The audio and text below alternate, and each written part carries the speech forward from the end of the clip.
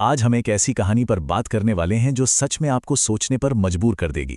सोचिए उत्तर प्रदेश के एक छोटे से गांव की, जहां 8 साल का एक प्यारा सा बच्चा रहता है, छोटू। छोटू की दुनिया एकदम परफेक्ट थी और उसकी पूरी दुनिया थी उसकी माँ सरला। सुबह प्यार से उठाना, माथे को चूमकर स्कूल भेजना, सब कुछ कितना अच्छा चल रहा था, है ना? लेकिन फिर अचानक सब कुछ बिखर जाता है। एक बुखार और सरला का निधन हो जाता है। जरा सोचिए उस मासूम पर क्या गुजरी होगी। एक ही झटके में उसका पूरा बचपन जैसे किसी गहरे अंधेरे में डूब गया। अब देखिए, इस दुखद घटना के बाद होता क्या है। छोटू के पिता राम प्रसाद को गांव वाले समझाते हैं कि बच्चे की खातिर दूसरी शादी कर लो। वो मान जाते हैं और सीमा नाम की एक अनाथ महिला से शादी कर लेते हैं। लेकिन जैसे ही सीमा उस घर में कदम रखती है, समाज की एक बहुत ही पुरानी और जहरीली सोच छोटू के दिमाग में भर दी जाती है। सौतेली माँ कभी अपनी नहीं होती। ये सिर्फ कोई ताना नहीं है, ये वो बीज है जो इस पूरी कहानी को पलट के रख देता है। सीमा के लिए यह सबसे बड़ी चुनौती बनने वाली थी।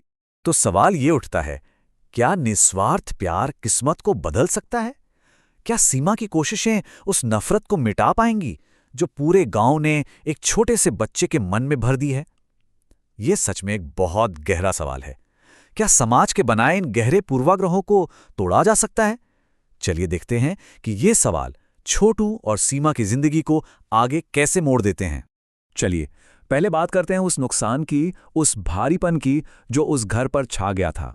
सरला के जाने के बाद राम प्रसाद का घर एक ऐसे दर्द से गुजर रहा था जिसकी हम और आप शायद ही कल्पना कर सकें। इस दुख को आप ऐसे समझिए, एक 8 साल का बच्चा जिसकी उम्र खेलने कूदने की है, वो हर रात अपनी माँ की पुरानी साड़ी को सीने से लगाकर रोते रोते सोता है। घर में एक अजीब सा सन्नाटा और खालीपन था। और सच कहूं तो इसी असहनीय दर्द ने राम प्रसाद को मजबूर किया था कि वो अपने बच्चे के भविष्य को बचाने के लिए फिर से घर बसाएं। और यहीं से शुरू होता है हमारा दूसरा हिस्सा, सौतेली माँ वाला कलंक। जब सीमा पहली बार घर आती है तो क्या होता है? छोटू उसका कोई स्वागत नहीं करता, बल्कि वो गांव वालों की बातों से इतना डरा हुआ था कि खुद को कमरे में बंद कर लेता है। उसके मन में ये बात बैठ गई थी कि नई माँ उसे कभी प्यार नहीं करेगी। अब यहां जो बात वाकई दिलचस्प है, वो है इन दोनों के बर्ताव का साफ अंतर। एक तरफ छोटू है जो गुस्से में कहता है, आप मेरी माँ नहीं हो, खाना फेंक देता है, किताबें छिपा देता है। और दूसरी तरफ सीमा है, उसका शांत और लगातार चलने वाला धैर्य।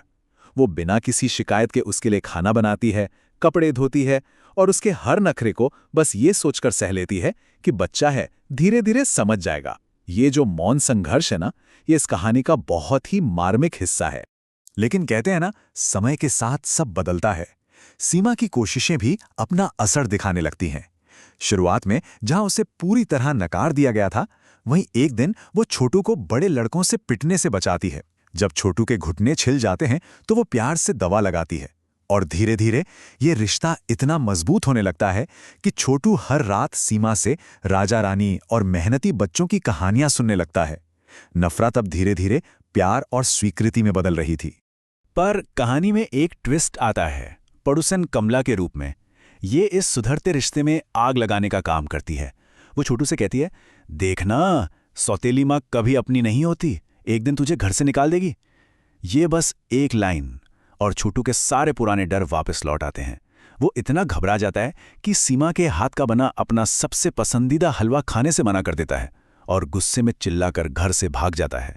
देखिए कैसे समाज की बातें एक बार फिर एक मासूम दिमाग पर हावी हो गईं। अब हम पहुंचते हैं कहानी के सबसे अहम मोड़ पर, एक माँ का बचाव। शाम ढल रही है, बहुत तेज बारिश शुरू हो चुकी है और रामप्रसाद को एहसास होता है कि छोटू अभी तक घर नहीं लौटा। खतरा बहुत तेजी से बढ़ रहा था। छोटू तूफान में भागते हुए एक उफनती नदी के किनारे पहुंच जाता है। डर और बारिश, उसका पैर फिसलता है और वो सीधे उस तेज बहाव वाली नदी में जा गिरता है। दूसरी तरफ सीमा, जो पागलों की तरह उसे पूरे गांव में ढूंढ रही थी, उसे गिरते हुए देख लेती है। और फिर क्या, बिना एक भी पल गवाए, बिना अपनी जान की परवाह किए, वो उस खतरनाक पानी में छलांग लगा देती है। अपनी जान पर खेलकर सीमा छोटू को सुरक्षित बाहर निकाल लेती है। उसके खुद के हाथ पैर पत्थरों से छिल जाते हैं, बुरी तरह खून बहने लगता है।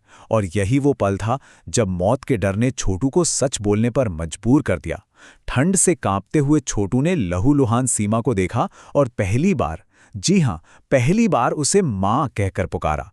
उसने रोते हुए अपनी हर गलती के लिए माफी मांगी। कभी-कभी जिंदगी के सबसे बड़े संकट हमारे मन में बैठे सालों के पूर्वाग्रहों को एक ही पल में धो देते हैं, है ना? ये वो ऐतिहासिक पल था जहां एक सौतेली मां ने अपने बलिदान से सच्ची मां का दर्जा हमेशा के लिए हासिल कर लिया। इसके बाद आता है हमारा अगला भाग, सबसे बड़ा बलिदान।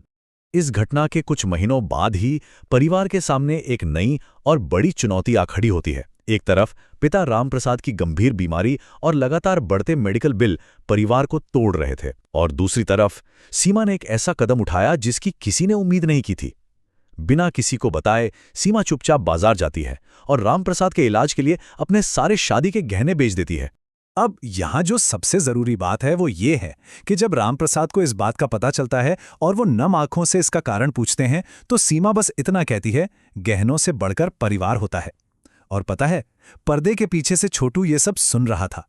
उस दिन उसे पूरी तरह से समझ आ जाता है कि सच्ची ममता और मातृत्व की परिभाषा केवल जन्म देने तक सीमित नहीं है, बल्कि ये तो ऐसे ही निस्वार्थ बलिदानों से तय होती है। अब आते हम कहानी के अंतिम हिस्से पर, खून के रिश्तों से परे। इस एक घटना ने उस छोटे से बच्चे की सोच को इतना बदल दिया कि उसने स्कूल की एक प्रतियोगिता में खुलेआम अपनी मां का बचाव किया। और ये बहुत ही शानदार तरीके से दिखाता है कि कैसे उसने मंच पर खड़े होकर बेबाकी से कहा, मां वो होती है जो हर दर्द में साथ खड़ी रहे। उसने पूरी दुनिया के सामने नदी वाली उस खतरनाक घटना और बिके हुए गहनों का जिक्र किया। उसकी बातों में इतनी गहराई थी कि पूरे स्कूल में एकदम सन्नाटा छा गया और वहां मौजूद हर व्यक्ति की आंखें नम हो गईं। छोटू के इस भाषण का असर सच में कमाल का था। पूरे गांव की सोच पूरी तरह से पलट गई। जहां पहले कमला अफवाहें फैलाती थी और गांव वाले सीमा की नीयत पर शक करते थे, वहीं अब कमला शर्मिंदा होकर सीमा से माफी मांगती है और पूरा गांव उसे बहुत सम्मान की नजर से देखने लगता है। सच कहूं तो सत्य और प्रेम की जीत हुई थी। सालों बीत जाते हैं। छोटू अब बड़ा होकर एक बहुत ही सफल अफसर बन चुका है। लेकिन जब एक इंटरव्यू में उससे उसकी सफलता का राज पूछा जाता है, तो वो बहुत गर्व से कहता है कि उसकी मां ने उसे एक इंसान बनना सिखाया है। आज भी वो हर सुबह अपनी मां सीमा के पैर छूना नहीं भूलता। उसे याद है कि एक मां अपने बच्चे पर कभी कोई आंच नहीं आने देती, चाहे दुनिया कुछ भी कहे। ये पूरी कहानी हमें अंत में एक बहुत ही गहरे सवाल पर लाकर खड़ा कर देती है, रिश्ते खून से बनते हैं या त्याग से। आज की इस कहानी ने हमें ये बिल्कुल साफ कर दिया है कि कैसे लगातार किया गया निस्वार्थ प्यार समाज की सबसे जहरीली सोच को भी हरा सकता है। मातृत्व खून का मोहताज नहीं है, ये पूरी तरह से प्रेम, धैर्य और समर्पण पर निर्भर करता है। तो अगली बार जब आपके सामने कोई बनी बनाई पुरानी धारणा आए, तो एक बार जरूर सोचिएगा, क्या सच में वो सही है? रिश्ते खून से बनते हैं या त्याग से? इसी शक्तिशाली विचार के साथ हम आज की अपनी ये कहानी यहीं समाप्त करते हैं।